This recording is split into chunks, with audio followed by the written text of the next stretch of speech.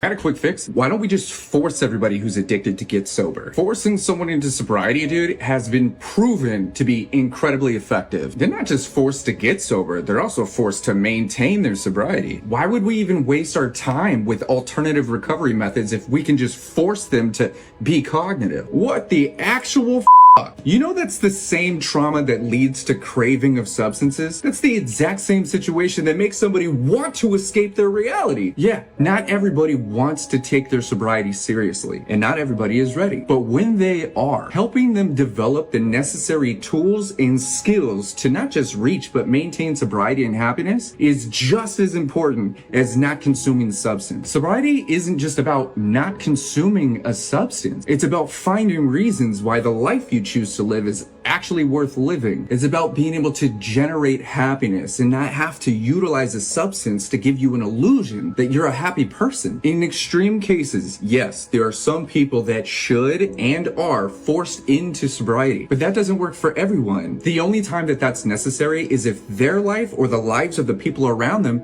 are at risk. But forcing someone into sobriety isn't just a one-size-fits-all solution. What's the point of them being sober if they literally hate every second of being alive? Bro, if someone's not willing to seek sobriety on their own, what other option do we have to make sure that they get sober? Especially when we have to protect their health and safety. First off, why are we assuming that someone's unwillingness to get sober means that they don't care? Maybe they just haven't found an approach that works best for who they are. Maybe their environment and their circumstances aren't catering to their true desire. Forcing someone into sobriety is just treating the symptom, specifically a symptom that you don't like, but it does not treat the root cause of the person that leads them to practice addictive behavior, which in turn leads to even more harm and possible trauma in the long run. You're setting someone up for a relapse, bro, or at least a life that they don't enjoy living, minus their coping mechanism. And here's my question. If involuntary treatment and forced sobriety was really the best option, then why do so many people continue to struggle with their addictive behaviors